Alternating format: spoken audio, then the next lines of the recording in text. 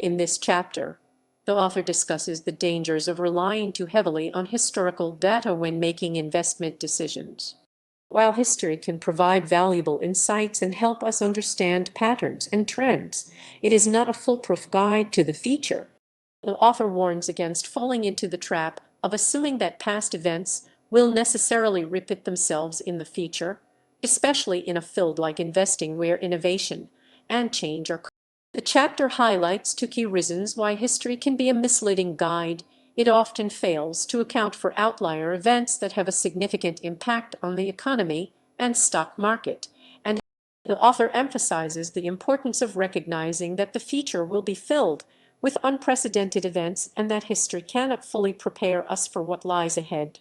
Instead of relying solely on historical data, the author suggests considering the stories people tell themselves and the preferences they have for goods and services, as these factors are constant. The chapter concludes by urging readers to be cautious of using historical formulas and strategies, as they may no longer be relevant in today's rapidly evolving world. In this chapter, the author explores the concept of room for error and its importance in managing money effectively. The author begins by discussing how blackjack card counters in Las Vegas casinos can teach us about the significance of room for error. These players understand that they are playing a game of odds, not certainties, and they bet accordingly. They know that even when the odds seem in their favor, there is still a chance they could be wrong. The author emphasizes that in any financial endeavor, it is crucial to give yourself room for error and plan for your plan not going according to plan. The author introduces the concept of margin of safety, which is the idea of living a gap between what you think will happen and what can happen. This margin of safety allows you to navigate a world governed by odds and uncertainties. The author highlights that many people underestimate the need for room for error in their financial decisions. They often rely on precise forecasts and predictions, rather than considering a range of potential outcomes. This can lead to financial hardship when unexpected events occur. The author provides examples of where room for error is essential, such as in dealing with volatility and saving for retirement. They emphasize the importance of estimating future returns with a margin of safety and considering the possibility of lower returns or unforeseen circumstances. The author also discusses the dangers of leverage and the need to balance risk-taking with a fear of ruin.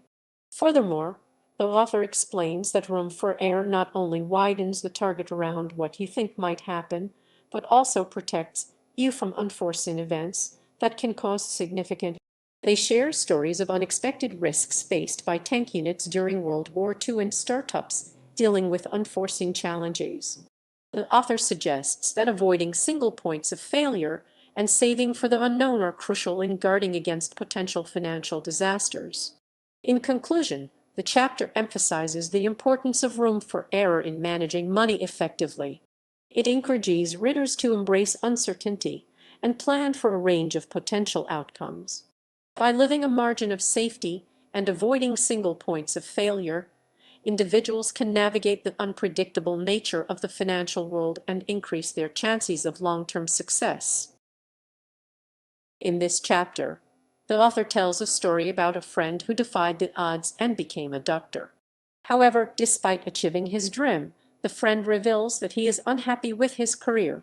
This leads the author to discuss the concept of the end of history illusion, which is the tendency for people to underestimate how much they will change in the future. The author explains how this illusion can impact long-term financial planning and the difficulty of sticking to a plan when our desires and goals change. The author suggests avoiding extreme ends of financial planning and instead aiming for balance in various aspects of life. They also emphasize the importance of accepting the reality of change and being willing to abandon previous plans without clinging to sunk costs. The chapter concludes by discussing the price of admission for compounding and the need to make decisions that align with our current selves rather than our past selves.